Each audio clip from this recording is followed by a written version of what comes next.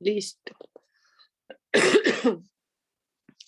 Muy bien. Bueno, pues buenos días. Vamos entonces a continuar con piel y vamos a recordar un poquito justamente esto de los anexos dérmicos y epidérmicos. Entonces, habíamos ya hablado previamente de que en la epidermis, ¿no? Es justamente el estrato más superficial de la piel y en la dermis es en donde tenemos la mayor cantidad, bueno, es en donde están todos los anexos.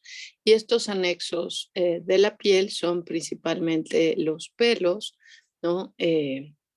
Las faneras, los vasos sanguíneos, los nervios, todas las estructuras están en la piel. Y por debajo de la dermis tenemos a la hipodermis, cuya principal función es la de mantener protegido o aislado a, a la piel, ¿no? También en esta hipodermis está constituida principalmente por tejido adiposo. Hablando de estas estructuras anexas, los folículos pilosos son de las estructuras que se presentan en mayor cantidad en la piel y veíamos también que es un mecanismo natural de defensa de la piel. Sin embargo, pues no están exentos de sufrir alguna alteración y uno de los procesos inflamatorios de este folículo piloso, independientemente de que sea por un proceso infeccioso, por algún tipo de agente, y aquí una pregunta, ¿qué agentes etiológicos podrían tener involucrados en un folículo piloso? ¿Qué se les ocurre que podríamos tener que ocasionara inflamación en estos folículos? A ver, Berenice, ok, bacterias es una buena posibilidad, ¿no?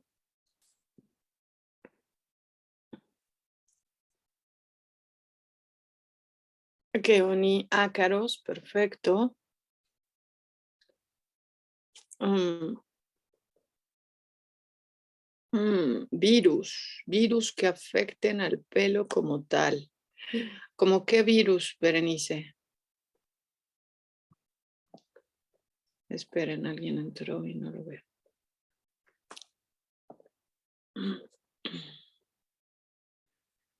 Los agentes virales como tal normalmente afectan a las células epidérmicas. Perdón, si escribiste, no te veo.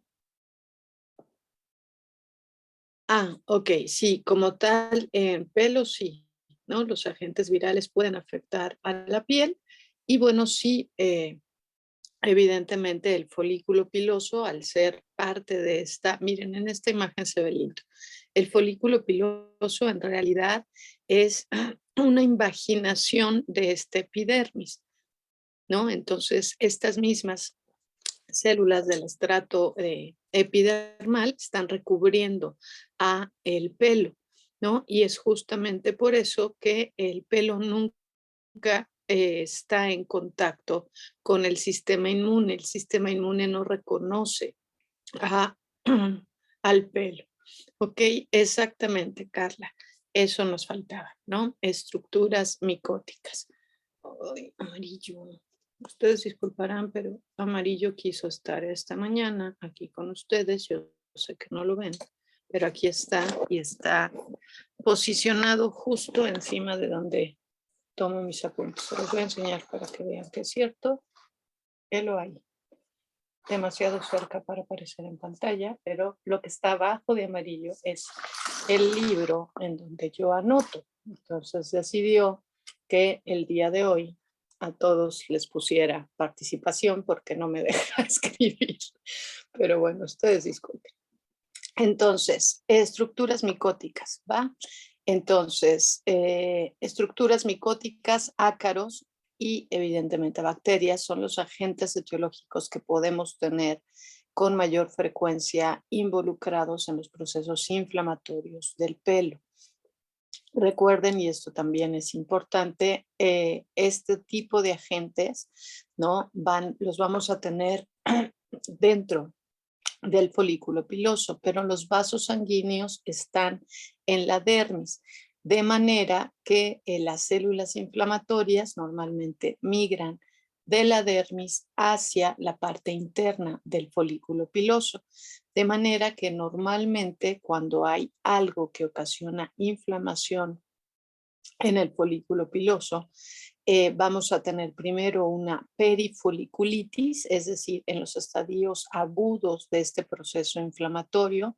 La reacción inflamatoria la vamos a observar alrededor de este folículo y posteriormente las células atraviesan a estos estratos del folículo como tal, ¿no? A estas células queratinizadas, lo atraviesan, se van para adentro, en ese momento se ocasiona una foliculitis mural porque están en la pared del folículo y pueden irse hacia el interior de ese folículo piloso y ahí normalmente el proceso inflamatorio se vuelve más extenso, ¿ok?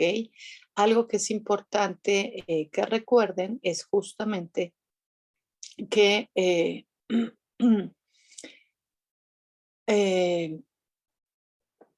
se me olvidó que les iba a decir de los folículos cuando estaban inflamados. Ok, ¿qué otro mecanismo de defensa que es muy frecuente cuando tenemos aquí ya muchas células inflamatorias es que haya una hiperproducción de sebo en las glándulas sebáceas que están ahí junto para mantener lubricado justamente a este folículo. Entonces, cuando tenemos una reacción inflamatoria, hay una hiperproducción de estas glándulas para intentar pues deshacerse de eso que esté ahí adentro. Entonces, esta combinación de el agente etiológico, las células inflamatorias y la excesiva cantidad de sebo, perdón, normalmente ocasiona que haya mucho prurito. Y es aquí cuando el individuo al rascarse se puede autolesionar y agravar esta situación. Cuando este folículo piloso se rompe, eso es una furunculosis, ¿ok?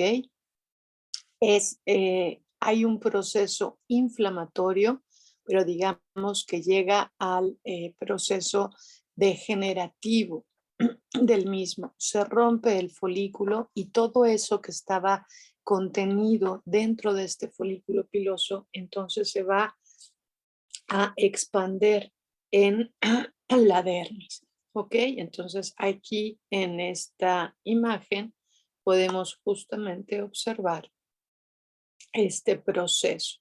Aquí tenemos entonces a la salida de las células por lo que sea el agente etiológico que esté aquí involucrado. Después tenemos a la perifoliculitis, a la foliculitis mural, a la foliculitis luminal o de la luz y posteriormente a la furunculosis.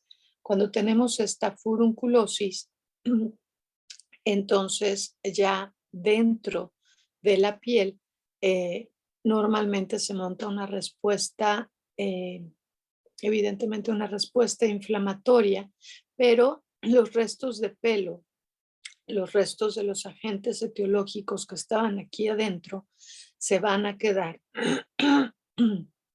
sueltos en la dermis y entonces recuerden que como el pelo no estaba eh,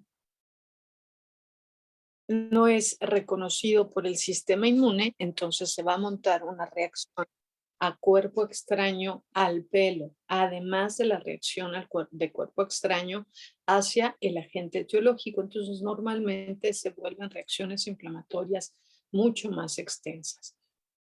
Y algo de lo que puede llegar a pasar cuando tenemos esta furunculosis es posteriormente que esta fistulice, ¿no? Y entonces salga hacia la epidermis, ¿no? Salga hacia la luz todo ese material inflamatorio que estaba ahí dentro. Normalmente ya cuando tenemos esta fistulización, ¿no? Ya tenemos un proceso inflamatorio muy severo, zonalmente extensivo a las zonas donde se reventó el folículo piloso.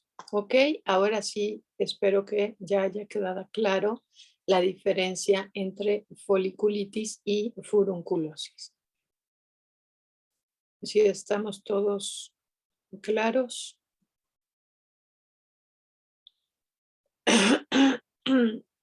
Perfecto, gracias, Kevin. Entonces, muy bien allá. Bueno, entonces lo que están observando en esta imagen, ¿ok? Es algo de restos de colágena, ¿no? Puede ser que haya algo aquí. Si se fijan, también pudiera ser pelo, justamente lo que tenemos en esta imagen. Y aquí tenemos una reacción inflamatoria que está dentro de la dermis, y justamente lo que observamos es una gran cantidad de células inflamatorias. Perdón. Aquí se alcanzan a apreciar bacterias que están justamente en la queratina de ese pelo, y normalmente aquí lo que llegamos a observar es una reacción a cuerpo extraño con presencia de células gigantes que se montan justamente contra el pelo. ¿Ok? Denme un minuto para ver si puedo cambiar la presentación. No. Ok, ahora sí. Entonces, hablando de términos, ¿no? Otros términos que podemos llegar a utilizar es epidermitis, cuando nos referimos a un proceso inflamatorio exclusivamente del estrato superficial de la piel, ¿ok? Cuando este proceso se vuelve más extenso, ¿no? O está en la parte interna de la piel, hablamos de una dermatitis, y cuando tenemos un proceso inflamatorio de la hipodermis, a eso le llamamos una paniculitis, ¿ok? Y cuando tenemos, por ejemplo, una inflamación de las glándulas sebáceas anexas a los folículos pilosos, normalmente a eso le denominamos adenitis. Y una hidroadenitis es cuando estas glándulas empiezan justamente por el proceso inflamatorio, queda obstruida la salida del folículo y entonces empiezan a volver estos conductos dilatados quísticos, y se queda justamente la presencia de este líquido seboso dentro de la piel, y entonces eso sería un proceso inflamatorio en donde además tenemos una gran presencia de este contenido seboso, pero ahí dentro de la piel, y eso es una hidroadenitis. ¿Ok?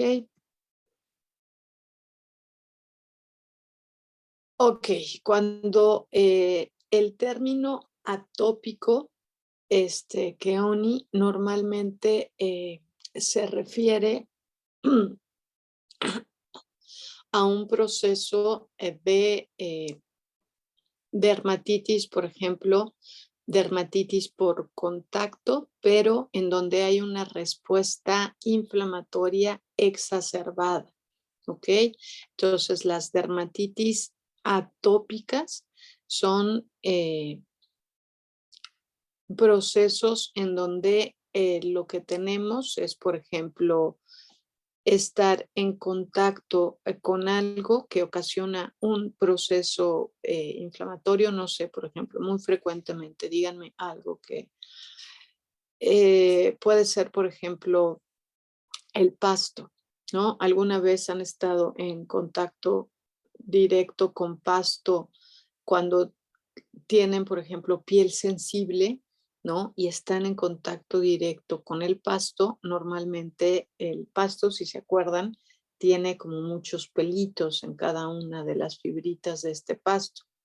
Entonces, estas estructuras que tiene el pasto normalmente causan irritación.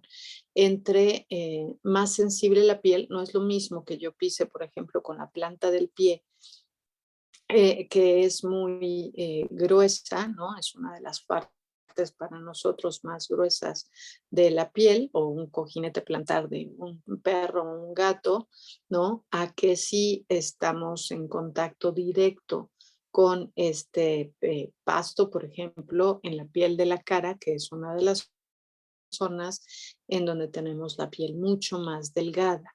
Entonces, normalmente esta reacción inflamatoria se exacerba mucho, y si además el sistema inmune de esta persona es hiperreactivo, podríamos tener una dermatitis atópica, ¿ok?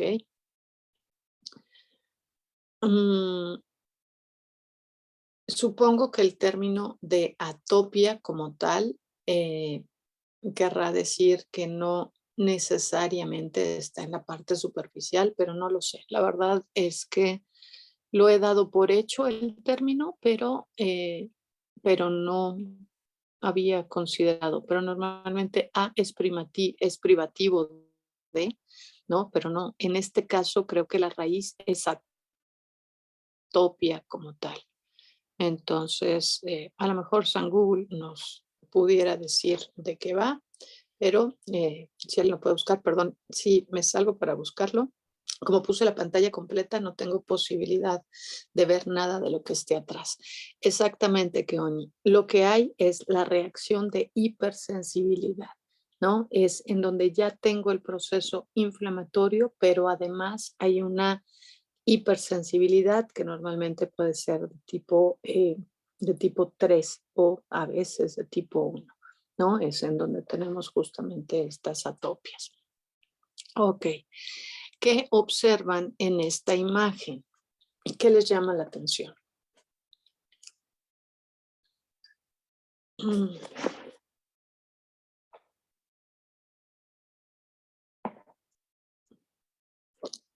A ver, Alejandro, ¿qué ves en esta imagen?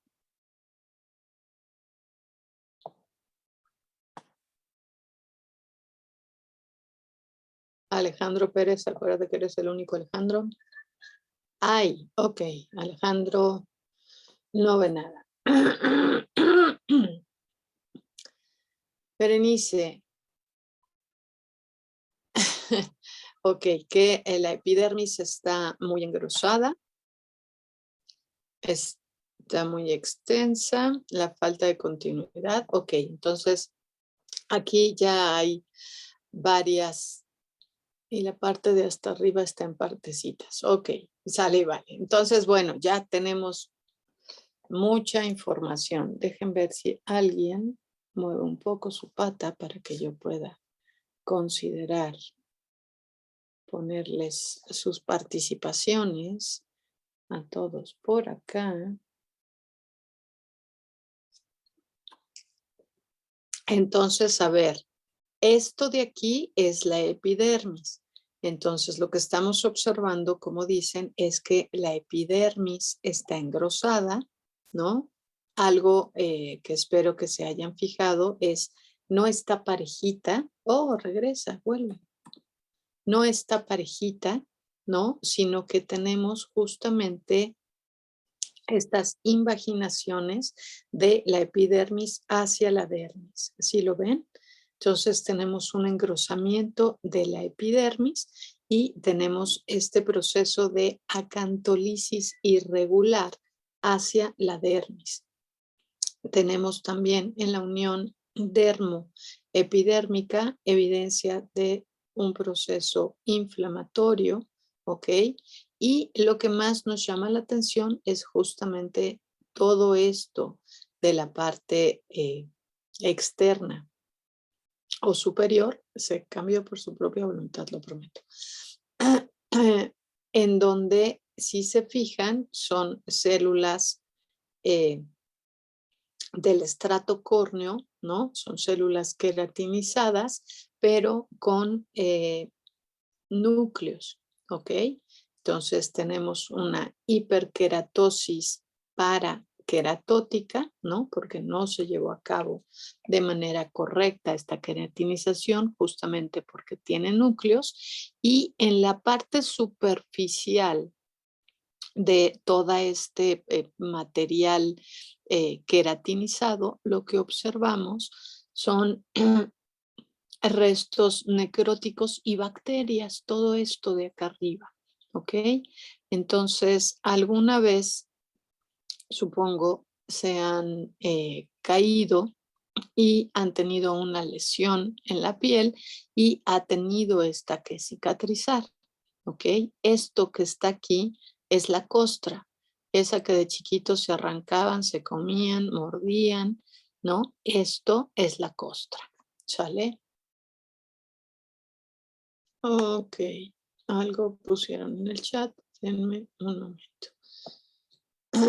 Entonces, todo esto de acá es justamente esta costra. Ahora, si se fijan, aquí lo que pasa es que como estaba la imagen puesta para mostrar la costra en la parte superior, aquí se alcanza a observar, ¿no? Pudo haber sido un folículo o una lesión en donde hubo pérdida de continuidad de la epidermis y estas celulitas se están reparando.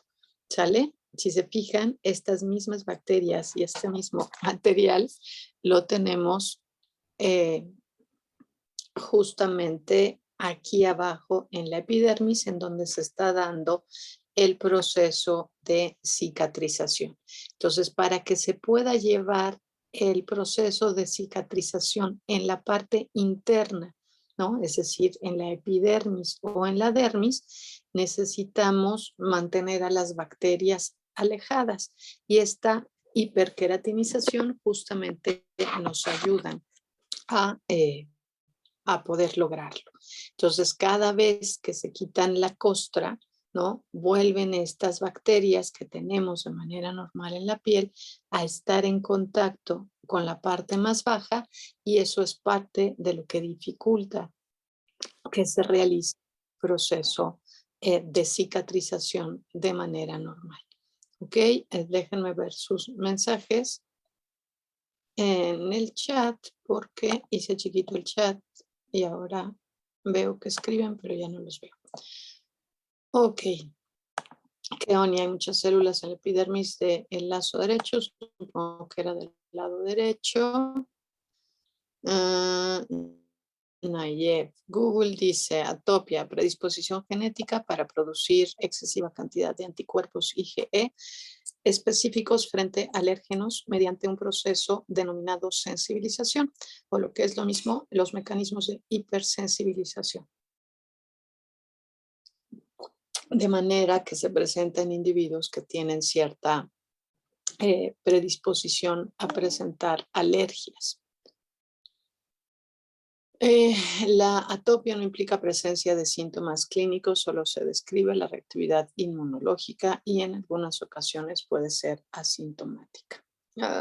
Ahí quizá no estoy yo tan de acuerdo con Google porque no hay este proceso de hipersensibilidad si no se presenta justamente la reacción inflamatoria, ¿no? Pero es ahí justamente lo que está. Entonces, bueno, pues muchas gracias por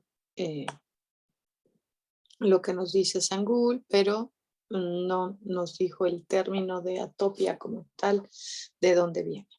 Ok, bueno, pues gracias. Entonces, dejen ver si puedo cambiar. Ahora sí. Ok, vamos a hablar entonces ahora de anomalías congénitas. ¿Sale? Y de estas vamos a irnos justamente a procesos en donde no se desarrolla de manera correcta o completa la piel o alguna parte de la piel. Y Una de las formas más frecuentes que podemos observar es cuando tenemos el pelo que no se desarrolla de manera completa, ¿no? Esto puede ser congénito, ¿no? Y hay en algunas especies en donde incluso se ha buscado esta característica, ¿no? Y entonces pensamos, por ejemplo, en el xolo, ¿no? Pensamos en los gatos esfinge, los gatos abisinios que no tienen pelo, ¿no? O en el caso de las ratas pelonas, las cuales fueron creadas las ratas como animales para poder experimentar y que su piel fuera lo más parecido a esto, ¿no? A una piel sin pelo como la del ser humano y se generaron estas líneas o cepas de ratas o ratones pelones para poder ver eh, ciertas alteraciones que se presentan en la piel del ser humano, ¿no? Ver si una crema, un ungüento, un lo que sea, le ocasiona protección o al contrario le ocasiona un proceso de irritación en lo que van probando con la gran cantidad de cosas que le ponen a estas mezclas en la piel, ¿no? ¿Cuáles son las desventajas de estos individuos que presentan hipotricosis? ¿No? Es justamente que tienen una mayor predisposición a sufrir de quemaduras, ¿no? Entonces, bueno, pues esto justamente es parte de lo que puede llegar a, eh, a ocasionarles lesiones en la piel. Normalmente estos individuos que presentan hipotricosis son de piel oscura, ¿no? Compensan de alguna manera con melanina y esto es así aplica, por ejemplo, para los cholos los gatos esfinge.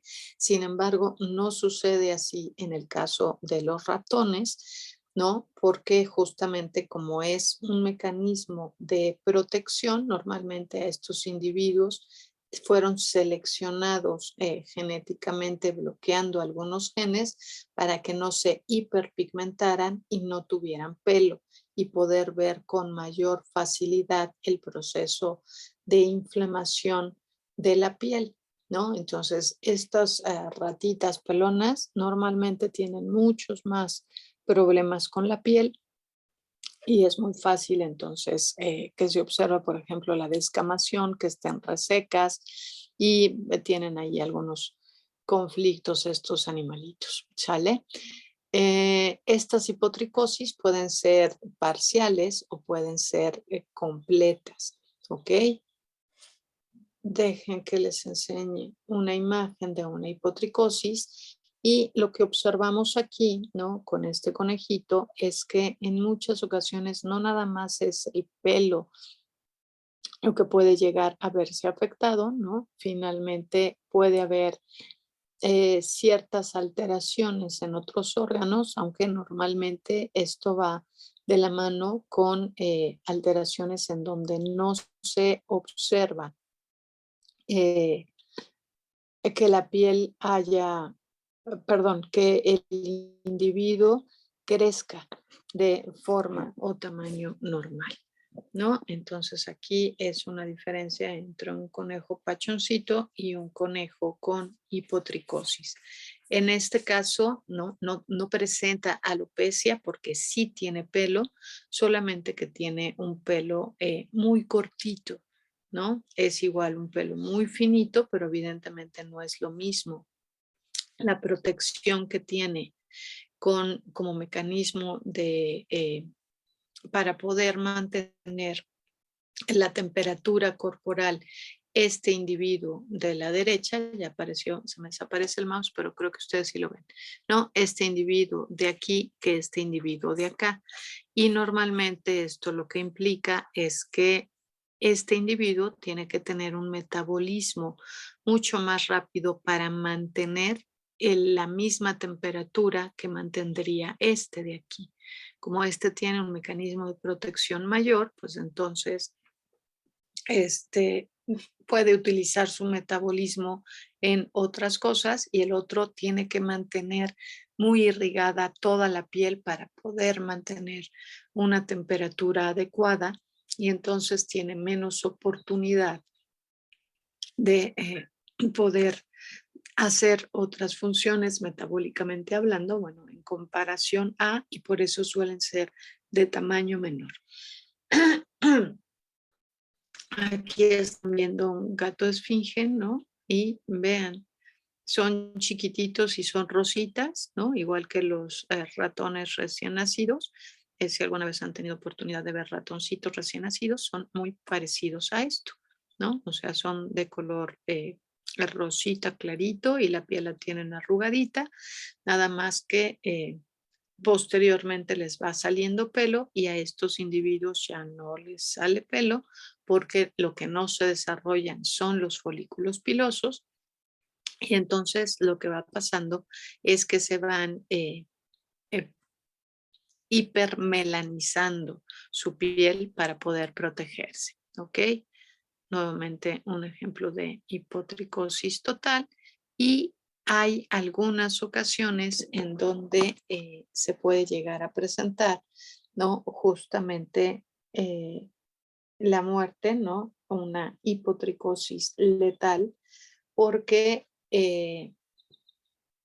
si se fijan en este becerrito, ¿no? Está completamente edematizada toda la piel, no tiene absolutamente nada de pelo en ningún lado, sin embargo le alcanzamos a observar, esperen porque ustedes no lo ven, pero ahí abajo estaba el letrerito, oh, vuelve.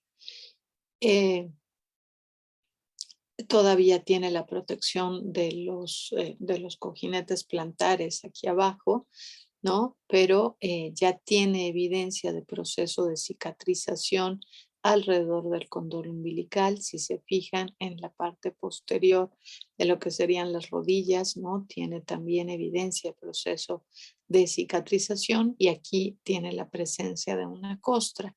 Cuando tienen un proceso tan severo de una hipotricosis total, tan marcada como esta, es muy fácil que haya lesiones en piel que se vuelvan extensivas para, eh, para todo el organismo y muy frecuentemente estos individuos mueren de procesos sépticos. Entonces, esas son consideradas casos de hipotricosis letal. ¿Ok? Otro proceso inflamatorio, perdón, otro proceso congénito en donde no se desarrolla la piel, aquí es la epiteliogénesis imperfecta y normalmente lo que sucede en estos casos de aplasia cutis o epiteliogénesis imperfecta normalmente es que la piel no está, no llega hasta donde debería de completar. Algo pasa en la piel que recibe como la señal de hasta aquí llegas y entonces se deja de producir y quedan partes del cuerpo que no están recubiertas por piel, ¿no? Entonces, normalmente aquí en este tipo de alteraciones se pueden llegar a presentar de manera congénita o algunas ocasiones se menciona que puede ser posterior al nacimiento. Entonces, bueno, aquí estamos observando un cerdito y estas áreas de aquí parece como si se hubiera quemado, ¿no? Y tuviera justamente un proceso de cicatrización porque se observa el subcutáneo como si estuviera expuesto directamente y justamente eso es lo que sucede, ¿no? El subcutáneo, el músculo está expuesto. Sin embargo, es en estos casos, si se fijan, es un individuo que acaba de nacer. Aquí está su cordoncito umbilical, pero no se desarrolló de manera completa la piel. Y entonces, pues quedan estos parches. Evidentemente, si en el otro, en donde la epidermis sí estaba formada, había predisposición a que tuvieran procesos infecciosos que se volvieran sistémicos, imagínense aquí en donde no tienen la cubierta protectora superior de la piel, ¿no? No tienen epidermis, entonces está literalmente en contacto directo con el medio y normalmente en este tipo de alteraciones sí suelen ser incompatibles con la vida este tipo de alteraciones. Claro, depende, ¿no? Eh, de la extensión de la zona afectada. Entonces, aquí estamos viendo un burrito con estas áreas en donde no se alcanzó a formar la epidermis de manera normal y si se fijan también tiene lesiones acá abajo en los rodetes coronarios. Lo más seguro es que este individuo no le va a ir muy bien, que digamos. Este tipo de alteraciones es, por lo tanto, mucho más frecuente verlo en individuos juveniles, ¿no? En individuos recién nacidos y en muchas ocasiones no, no tiene buen pronóstico, ¿no? Lo que podrían hacer en estos casos es realizar implantes, pero para poder realizar un implante necesitan que tenga piel que le sobra de algún lado y a un individuo recién nacido no le sobra piel de ningún lado. ¿Ok? Entonces, nuevamente aquí estamos observando en este caballito, ¿no? Un proceso de una aplasia epidérmica, pero mucho más extenso, ¿ok? Aparentemente, más que un problema de mitosis, Marta, tiene algo que ver con la señalización que tienen las células epiteliales, ¿no? Nunca les digo que esto de las señales internas de las células son maravillosas, ¿no? Es como que les dice hasta aquí deja de crecer, ¿no? Si, por ejemplo, tengo piel, ¿no? Pues tiene que llegar hasta cierto lado. Y esto tiene mucho que ver justamente con la interrelación que se presenta entre las mismas células del epidermis, por eso los desmosomas, pero también con la interrelación que tiene que ver con las células de los estratos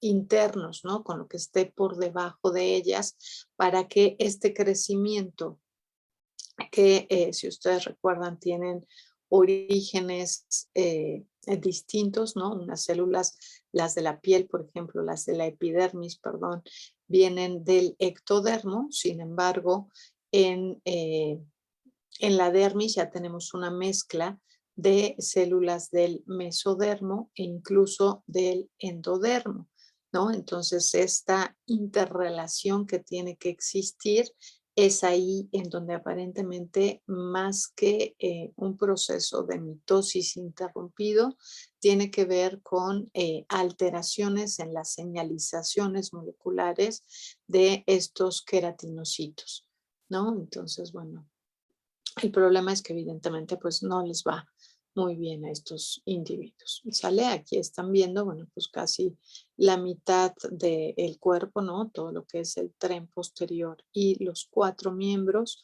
no tuvieron la presencia de la piel. Un eh, becerrito, no sé si era, sí parece que es un becerrito y que tenía pezuña y no casco. Y la imagen histológica, ¿no? Aquí viene la piel y de repente ya, ¿no? Como que se acabó, como si hubieran tenido una lesión y dijera, hasta aquí crezco, pero pues se le perdió la onda de que acá abajo la dermis, eh, la dermis superficial y la hipodermis continuaron. Entonces, simple y sencillamente las células epidérmicas es como hasta aquí llegué, ¿no? Y ahí se quedan. Ok, ok. Lo que están observando en esta imagen es un caso de ictiosis y se acuerdan justamente que les había dicho que íbamos a ver unas alteraciones congénitas en donde lo que tenían era un proceso de hiperqueratinización. Es justamente lo que sucede aquí.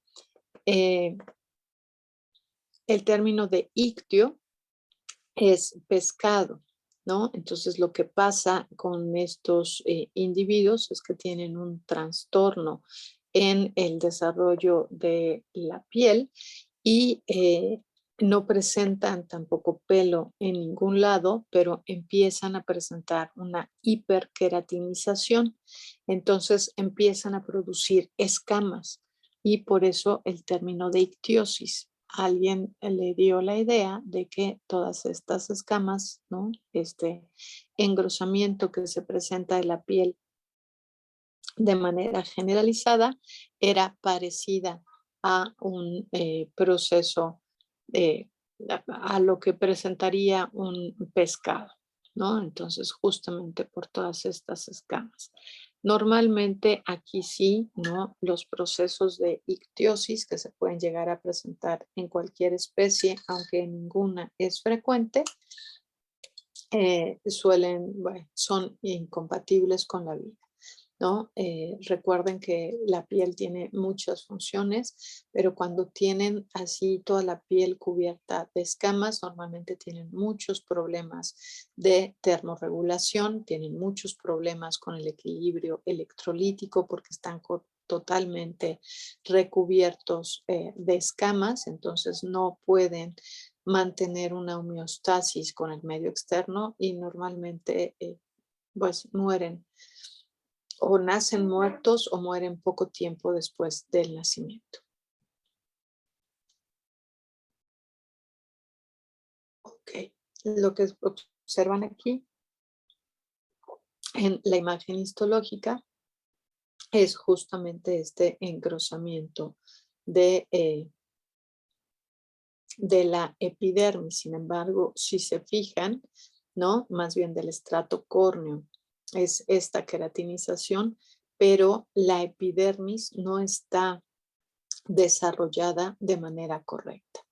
Entonces, no tienen un estrato basal que esté recubriendo la totalidad de la piel y entonces con mecanismo de defensa está todo queratinizado, pero si se quitan estas escamas, quedan con la dermis al descubierto y les pasa exactamente lo mismo que a los individuos que tenían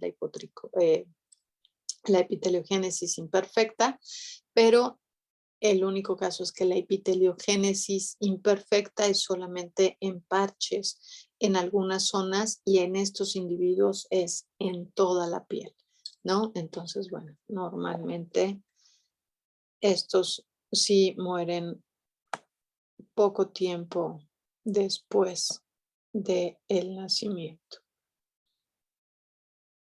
Ok, el término de dermatosparaxia o displasia de la colágena, como su nombre indica de displasia de colágena, es que hay una alteración en la colágena, ¿ok? Normalmente lo más frecuente es que esta alteración se presenta en la colágena tipo 1 y la colágena tipo 1, si ustedes recuerdan, es una de las proteínas que tenemos más representadas, ¿no? Más presentes en todo el organismo, pero principalmente a nivel de la piel, ¿no? Lo que justamente le permite a la piel esto, ¿no? El que yo la jale y tenga esta elasticidad en la piel es la colágena. Lo que sucede en estos casos es que esta colágena tiene ciertas alteraciones y lo que va a presentarse es una hiperlaxitud de la colágena. Se ha descrito en una gran cantidad de especies, ¿no? Sin embargo, bueno, si alguna vez han ido al museo de Ripley's, ¿no? El museo increíble que estaba, no sé si sigue estando, supongo que sí, ahí en la zona, creo que sí era la zona rosa, ¿no? Por Polanco, por ahí. Hay muchas imágenes de gente, ¿no? Que están puestas las fotos en donde se jalan la piel como para todos lados.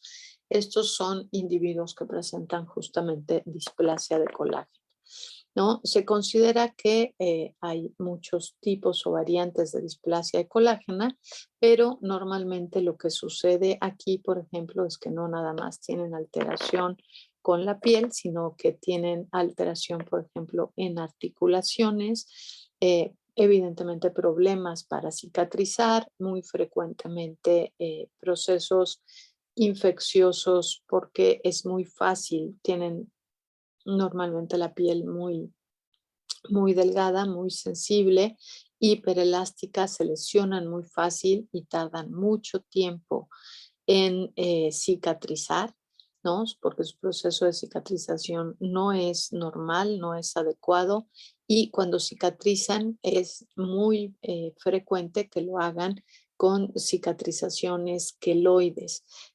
cicatrices que dejan como cicatrices muy grandes, ¿no? Muy prominentes. Esa es una cicatriz queloide. Normalmente a estos individuos que tienen displasia de colágena, eh, es frecuente que se presenten estas alteraciones. ¿Sale? Em, les enseño a una imagen de un perrito, ¿no? Aquí es un perrito, aparentemente un labrador, con esta dermatosparaxia. Entonces, literalmente, ¿no? Si normalmente los cachorros tienen como muy fácilmente o muy elástica la piel, vean esta hiperlaxitud que tiene la piel, ¿no? Entonces, bueno, pues ahí están viendo lo que le pasa. Normalmente también tienen problemas el sistema con el sistema inmune, no tienen un sistema inmune adecuado, deficiente y pues sí, hay un síndrome en humanos que es el síndrome de Ehlers-Danlos y normalmente hay una gran predisposición a tener procesos infecciosos, ¿no? Porque es muy fácil que se lesionen. Entonces, tienen otras alteraciones normalmente. De ustedes bueno, ha tenido o tuvo dolores de crecimiento, ¿no? Eso que les decían de chiquitas cuando les dolía, les duele a uno literalmente los huesos, ¿no? En los dolores de crecimiento, bueno, en estos individuos que presentan estas alteraciones de la colágena, que justamente es lo que tenemos en donde están las placas de crecimiento y las superficies articulares, suelen tener procesos muy dolorosos, ¿no? Entonces, bueno, no es, se ven simpáticos, pero no necesariamente les va bien. El otro día, bueno, ahora no pudo venir Dianita, ¿no? Pero justamente una vez nos decía su dedito, ¿no? No los veo, pero bueno, vean su dedo gordo de cualquiera de las manos, ¿no? Todos tenemos como un cierto ángulo en el dedo. Si yo hago esto, ¿no? La posibilidad de doblar el dedo hasta donde llega, esto también se puede considerar como que haya un cierto trastorno de colágeno. Hay algunas personas que hacen esto y el dedo les llega literal casi pegado hasta acá, ¿no? Creo que no sé hasta dónde es lo normal, la verdad es que no vino Diana. Sí, mañana la vemos, me acuerdan de preguntarle para que nos diga exactamente cuál era el grado que se considera que normal y que es lo anormal, ¿no? Porque algo tenía que ver con hasta dónde se doblaran los dedillos, pero ya no me acuerdo. ¿Hasta dónde llega tu dedo, Alejandra? Están muy tiesos. ¿Nada? ¿De plano? ¿No se les dobla su dedito? Entonces yo creo que ustedes son normales y yo soy anormal. Creo que a esa conclusión habíamos llegado la vez pasada. No se preocupen, el problema no son ustedes, soy yo.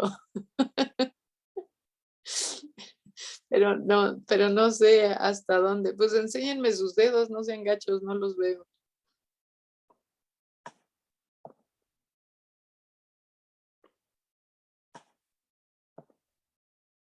¿Hasta dónde? No, ok. Hasta ahí no se hace más para atrás, pero puedes doblar tu manita, ¿no? ¿Y ya no baja más? Ok, ya no te lastimes tampoco, Alejandra. Ok, muchas gracias. No sé si ustedes la vieron. Sí, el pulgar para atrás, Alberto. Este es mi pulgar, mira, 4 deditos y el oponible es el pulgar, ¿no? Entonces, se pega, bueno, no se pega en mi caso, pero ahí alcanzan a ver hasta dónde se dobla. Sí lo ven, ¿no? Entonces, mi pulgar queda, pues hasta aquí, ¿no? Entonces, puede hacer una L al doblar la falange. ¿Cómo, Alejandro? No entiendo. Esta es una L, pero ¿cómo doblas la falange?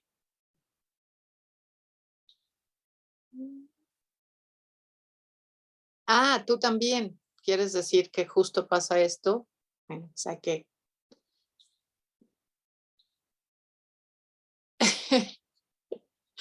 bueno, justamente no, esto es parte de la elasticidad que tienen las personas, ¿no? Entonces es lo que permite que sea o que no.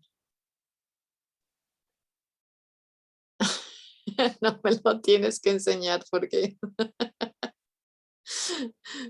pensé muchas cosas, entonces mejor si puedes prender tu camarita porque no sé exactamente cómo es la L. Ah, ya, ya, para atrás, no, no, pues no, mi dedito hasta ahí llega. No se hace más para atrás. Sí, algo pasa con mi dedo, no sé si lo alcanzan a ver, pero si le hago así, la primer falange como que se dobla y estas también pueden hacerlo, ¿no? Entonces, no siempre puedo, pero bueno, si alcanzan a ver, ¿no? El hecho de que se doble solamente una falange, eso es más o menos como lo que nos mostraba Alejandro. Este dedo no puede, pero estos otros sí pueden. O sea, el hecho de que se doble solamente la primer falange, ¿no? Pero bueno, ya nos pusimos a hacer ejercicio con las manos. Eso sí, para todos aquellos que cuando están nerviosos les da por tronarse los dedos, ¿no? Eso sí, les garantizo que es uno de los mecanismos más frecuentes para lastimarse las articulaciones, ¿no? Entonces, si no había predisposición a que tuvieran problemas articulares, ustedes mismos se lo generan cuando se están tronando los dedos, que normalmente lo hacen además cuando están nerviosos, ¿no? Y entonces, track, track, track, track, y ahí está uno escuchando cómo se tronan los demás los dedos es de las cosas más terribles que pueden hacer para lesionar a las articulaciones, ¿no? Entonces, sí, hay a quien eso lo relaja y ya vemos a los que los escuchamos y sentimos así de, ¡ay! Se está tronando todo, ¿no? Entonces, si de plano es como una manía, porque en realidad no es más que eso, una manía que tienen, no lo hagan con los dedos en así, ¿no? En chuecos. Si se los van a tronar, por lo menos háganlo estirando los dedos, ¿no? Para que no lastimen tanto la superficie articular, que es lo que pasa cuando le hacen así y se las truenan las articulaciones. O sea, por lo menos así permitan que los tendones y los ligamentos de los deditos se distiendan y finalmente truenan, pero no se lesionan tanto la superficie circular, ¿no? Entonces sí, ¿no? Es de verdad terrible justamente el que hagan eso. ¿El doblar la mano y apretarla o qué, Alejandro? Ahora sí me perdí. que lastima los ligamentos. Pues eso justamente, el tronarlo, el hacerlo así. No, sí, y además lo puedo hacer, pero pues sé que no necesariamente es correcto o normal hacerlo, pero sale con estos también. Con los deditos de los pies también se pueden hacer muchas cosas, pero bueno, vamos a movernos, ¿no? A otra cuestión. ¿Quieren tomar unos minutos de descanso o ya con los movimientos de los deditos tuvimos? Si los estuvieron haciendo, pues ya les sirvió de descanso. Si solamente estuvieran aquí viendo la cantidad de cosas que uno puede hacer por tenerlos entretenidos, entonces, díganme, porque no veo que tengan ganas como de ir a tomar un café. Solamente una persona tiene ganas de ir a tomar a café. Ok, bueno, vamos a tomar unos 2 minutitos de descanso y nos vemos aquí en un ratito, ¿va? Listo. Vamos a continuar entonces con trastornos físico-químicos que pueden afectar a la piel. ¿Sale? Dejen que me haga caso. Y ahí está. Entonces, dermatitis solar, ¿no? Es el proceso inflamatorio que se presenta en la piel por una excesiva irritación por el sol.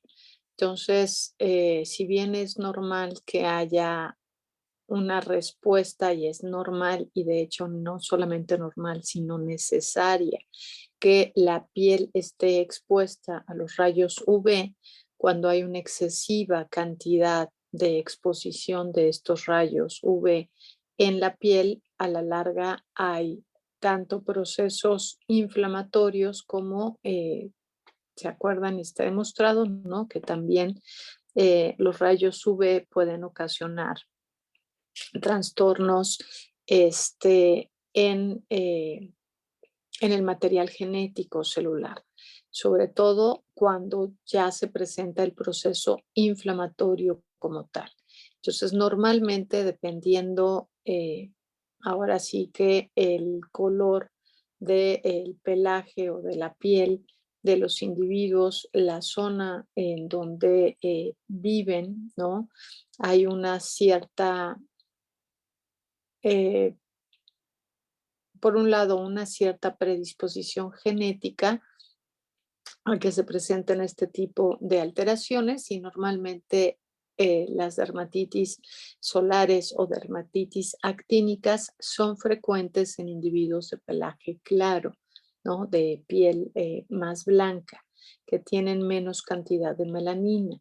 Y supongo que todos en algún momento han ido a la playa y se han quemado más de la cuenta, ¿no? Es así como voy a aprovechar el sol y voy a tener un hermosísimo bronceado y a veces ese hermosísimo bronceado pues no necesariamente se hace de la manera correcta y lo que ocasiona es un proceso inflamatorio en la piel, ¿ok?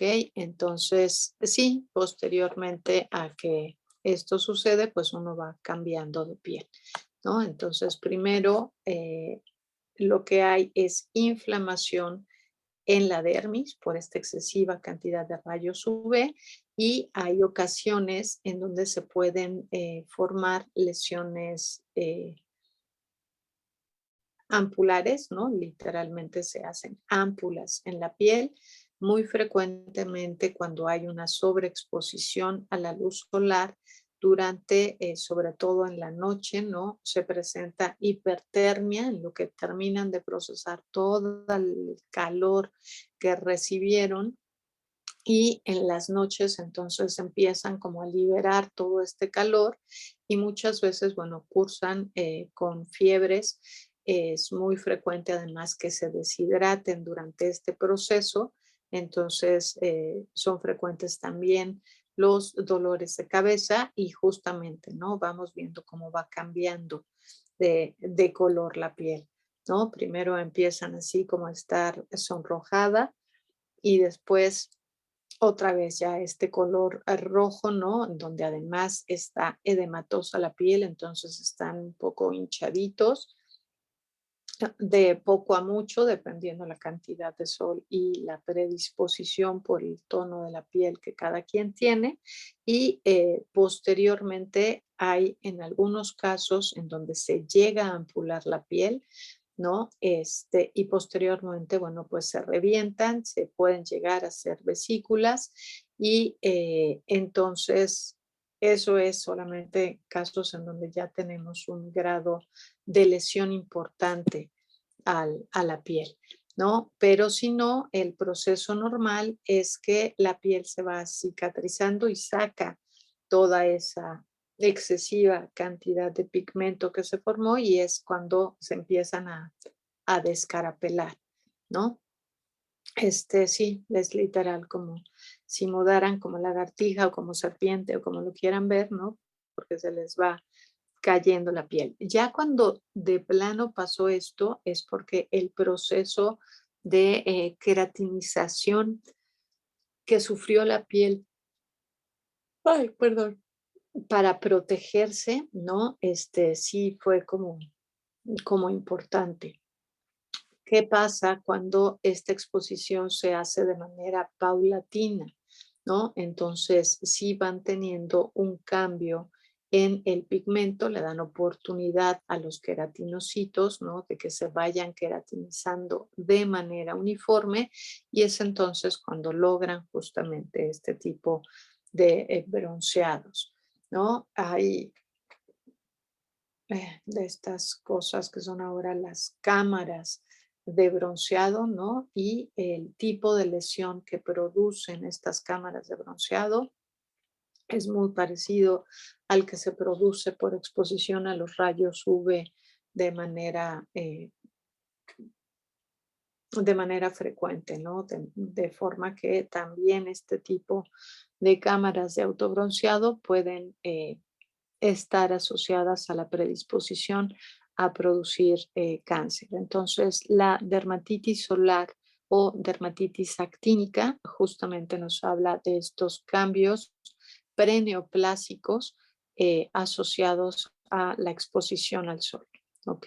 Ya cuando hablamos de dermatitis actínica como tal, ya se considera un proceso preneoplásico, ¿no? Justamente por eso tanta promoción de que no se asolen justamente entre y más en las zonas del Ecuador, como es donde vivimos nosotros, ¿no? De las 10 de la mañana a las 3 de la tarde, ¿no? Creo son las horas en las que la incidencia de los rayos solares sobre toda esta parte del globo terráqueo es mayor. Por lo tanto, no se recomienda la exposición para que no sea tan directa la exposición a los rayos solares o que se haga de manera paulatina, ¿no? Y entonces, si se hace de manera paulatina, el organismo se va adaptando a estos cambios en la exposición a los rayos solares y se va protegiendo de manera normal. Le apachurro a la pantalla y lo que se mueve es el chat, entonces no cambia. Listo, más imágenes en diferentes especies, justamente de estas dermatitis solares o actínicas, ¿no? En la imagen de la izquierda estamos observando a un becerrito, ¿no?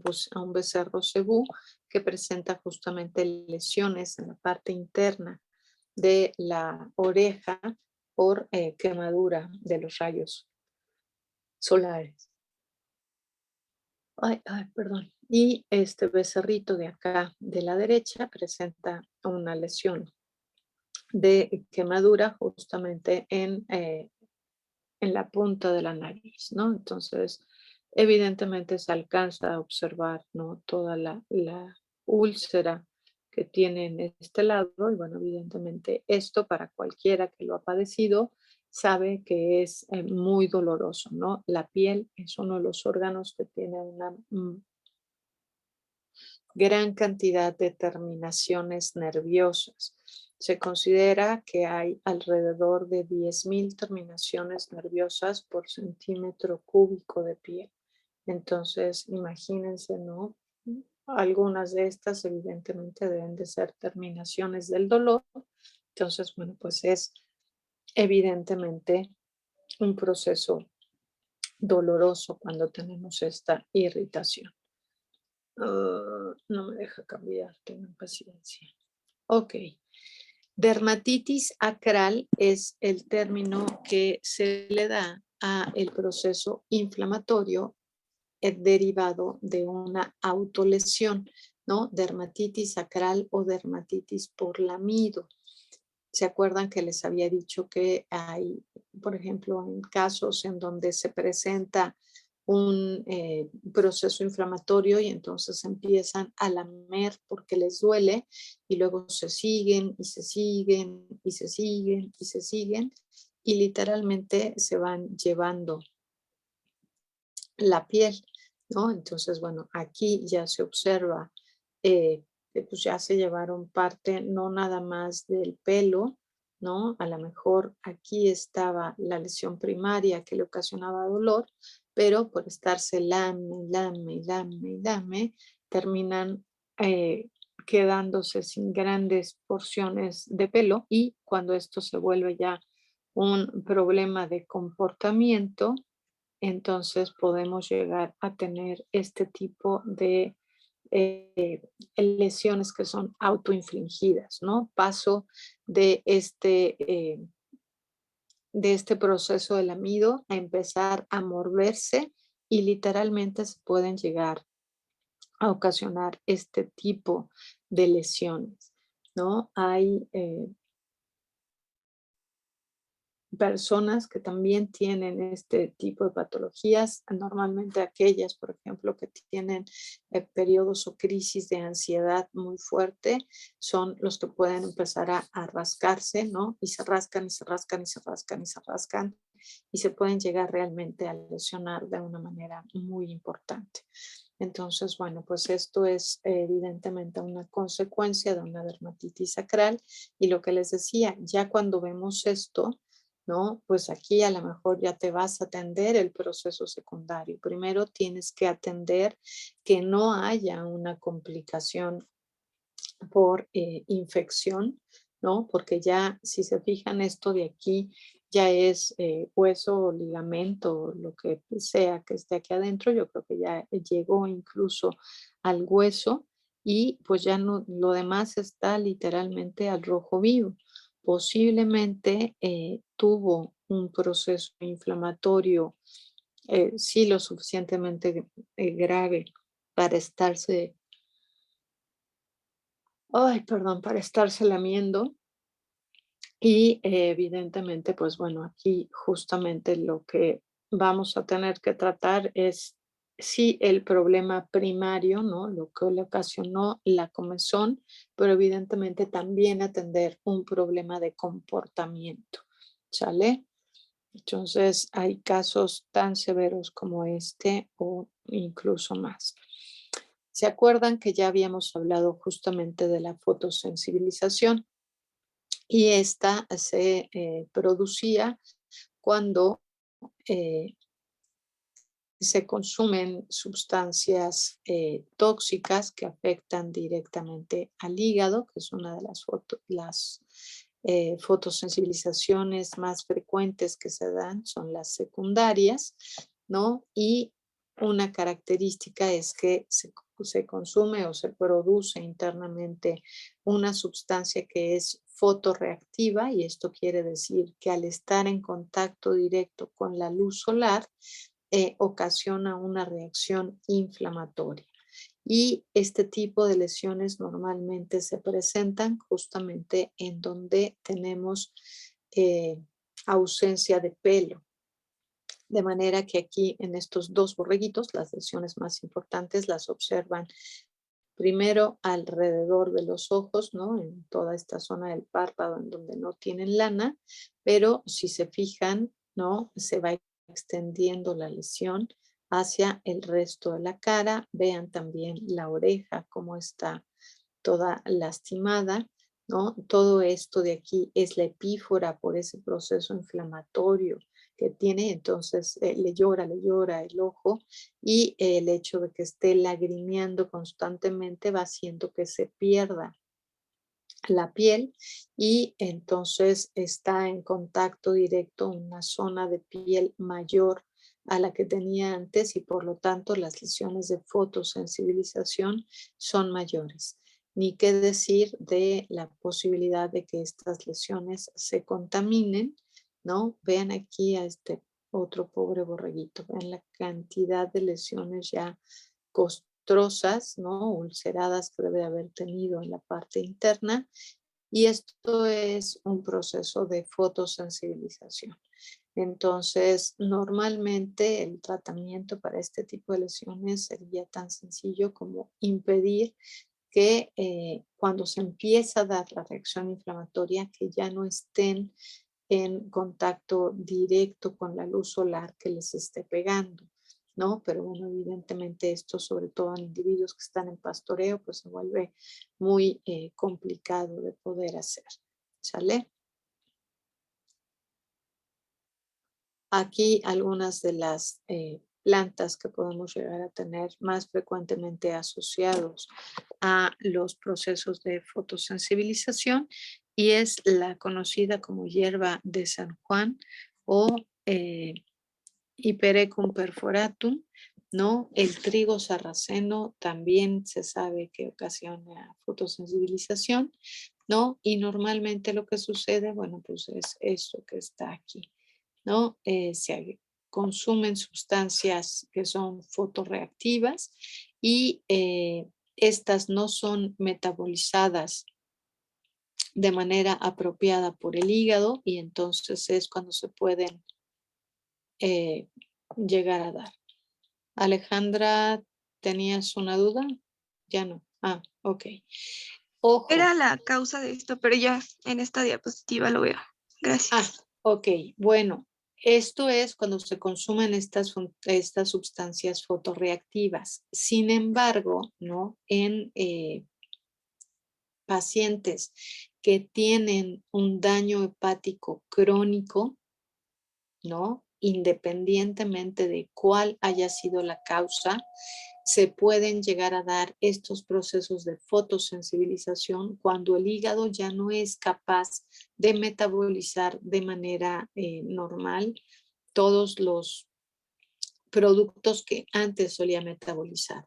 Entonces, ojo, en individuos con hígado cirrótico es frecuente que se presenten casos de fotosensibilización, ¿no? Entonces, en individuos con hepatitis, ¿no? No sé si nunca nadie le dio.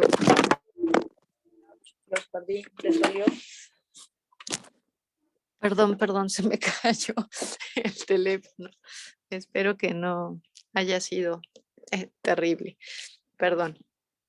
Pero bueno, lo que les estaba diciendo es que lo tengo que tener aquí conectado poquito y se resbaló.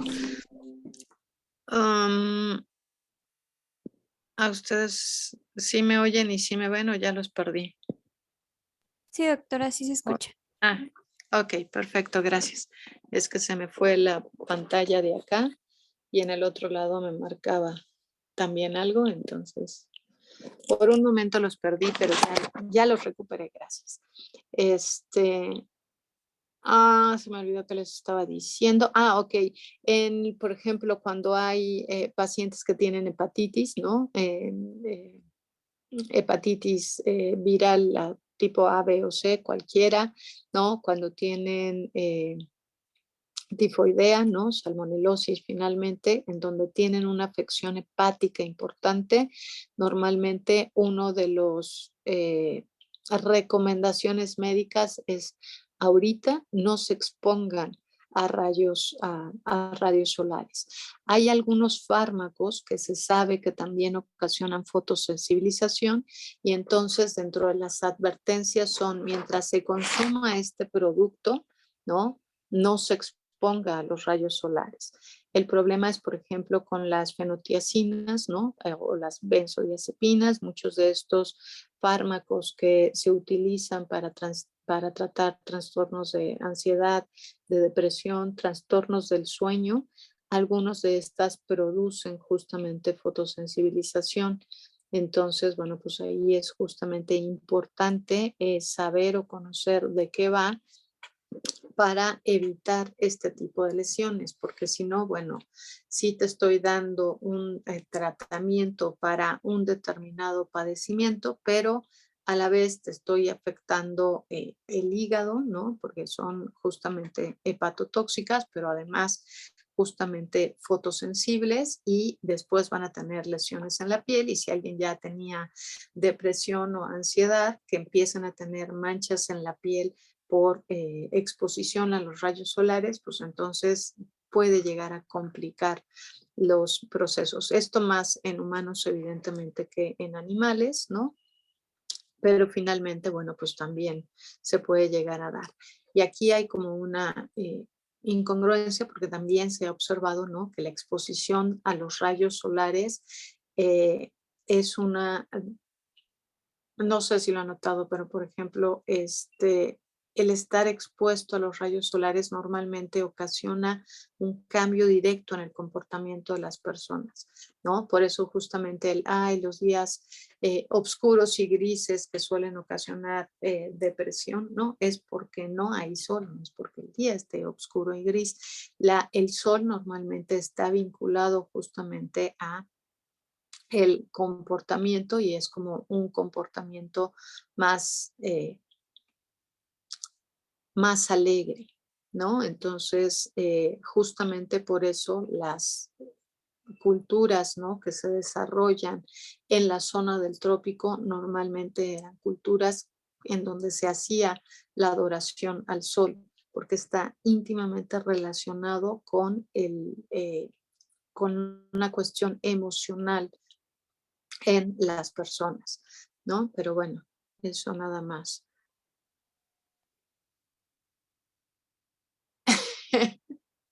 Muy bien, Alejandra, sí.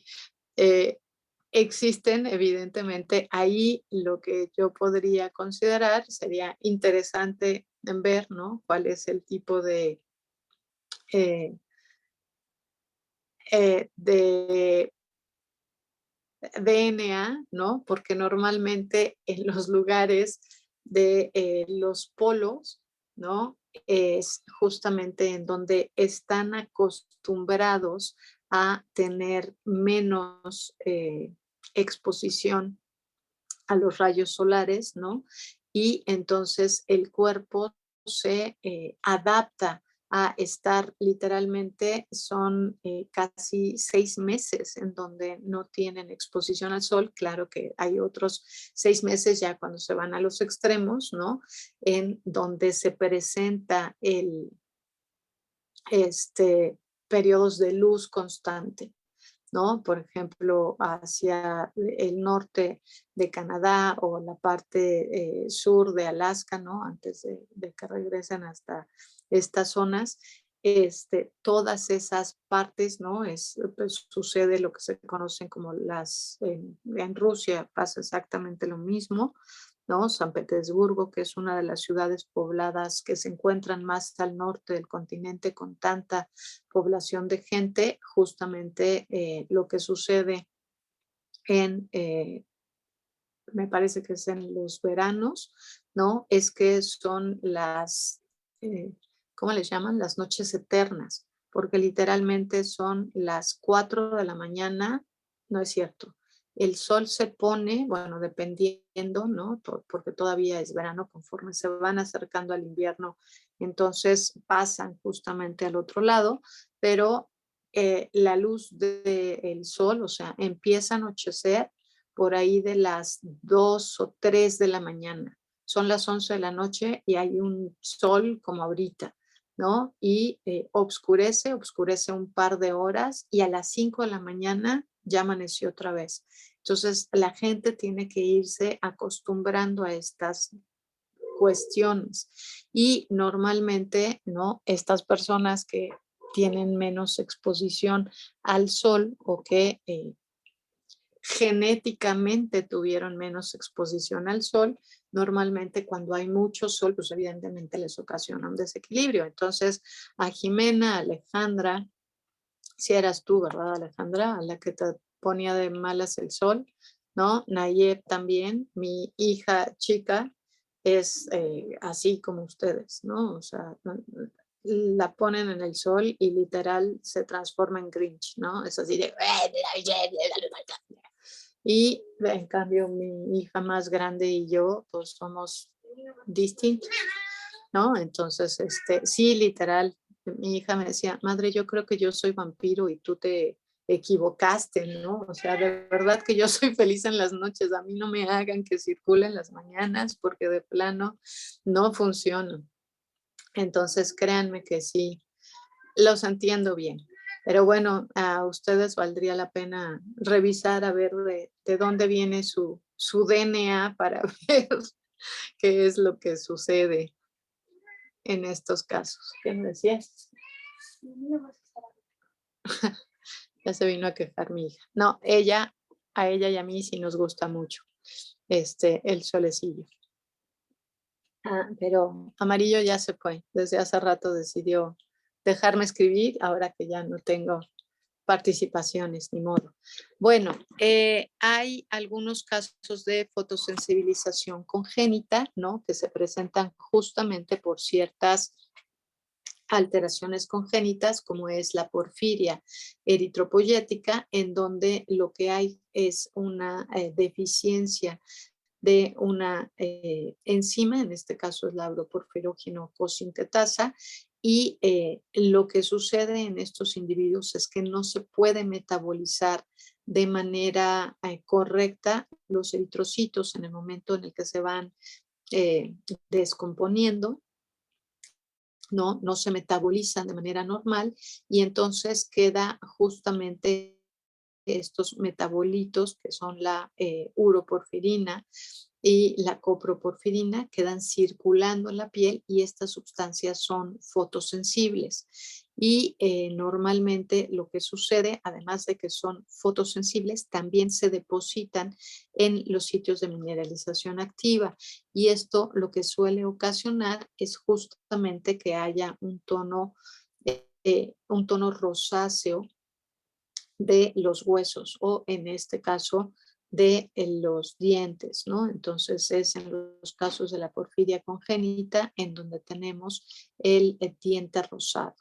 Vean acá también el hueso, ¿no? El cambio de color que se llega a presentar en estos individuos y bueno, evidentemente también, ¿no? Hay alteraciones en donde hay un proceso inflamatorio en todas estas partes en donde se están depositando estos sitios y también los huesos son mucho más frágiles.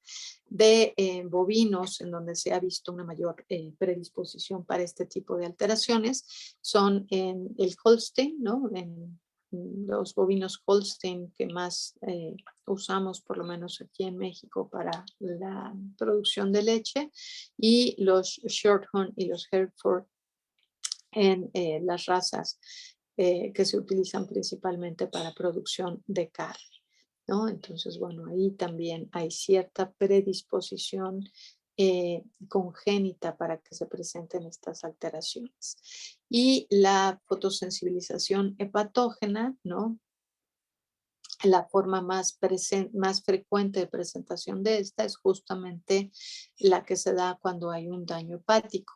Y además del trigo sarraceno y ¿cuál era el otro? La hierba de San Juan, ¿no? La lantana cámara, pues es una de las plantitas que tenemos con mayor frecuencia ocasionando este tipo de trastornos, ¿no? También el trébol blanco, el trébol rojo, el trébol amarillo pueden llegar a ocasionar estos problemas de fotosensibilización. Todas las sustancias, ¿se acuerdan cuando hablábamos en hígado de las sustancias que son hepatotóxicas? Pueden llegar a ocasionar problemas de fotosensibilización. Entonces, muchas micotoxinas, como la cearalenona, que la teníamos contaminando al maíz, ¿no? Sobre todo cuando está mal guardado o en el proceso del ensilado que no se haya hecho una fermentación adecuada y tengamos contaminación con micotoxinas, entonces es posible que podamos llegar a tener casos de fotosensibilización. ¿Sale?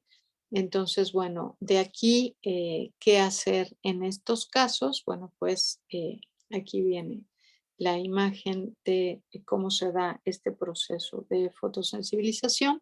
Y entonces, bueno, esto es como el ciclo normal de la piloeritrina, ¿no? La clorofila en el rumen se convierte justamente en filoeritrina gracias a, bueno, a todo el mecanismo de metabolismo, tanto de las bacterias como el metabolismo hepático, y gracias a esta piloeritrina que se termina de metabolizar en el hígado, se produce la bilis y esta es excretada en las heces. Este es el ciclo normal. Sin embargo, ¿qué pasa en estos casos de fotosensibilización? Bueno, pues lo que va a pasar es que puede ser, por un lado, que tengan una lesión hepática, empiezan a tener colestasis, ¿no? Se empieza a quedar estas sustancias como la piloeritrina circulando en sangre y entonces lo que va a ocasionar es que no se excrete de manera normal hacia el intestino, no se va a excretar, por lo tanto, a las heces, se queda circulando en el organismo y se produce entonces, cuando hay exposición a los rayos solares, las lesiones de fotosensibilización, ¿no? Entonces, esto es básicamente lo que va sucediendo en estos casos. Ok, y creo que estas imágenes de lesiones de fotosensibilización ya se las había mostrado antes, ¿no? En donde tenemos literalmente, vean cómo se les desprende la piel, ¿no? Todo esto está necrosado, la piel se desprende, está edematosa, eritematosa y normalmente todo este tipo de procesos son muy dolorosos, ¿no? Literalmente la piel se necrosa y se las pueden quitar así como en cachos, ¿no? Pero pues evidentemente esto es extremadamente doloroso, es muy frecuente que tengan complicaciones bacterianas y que estos se vuelvan procesos septicémicos que pueden llegar a ocasionar la muerte de estos individuos. ¿Ok? Vamos a dejarlo entonces hasta aquí y bueno, pues si tienen dudas, preguntas, comentarios, me las pueden hacer de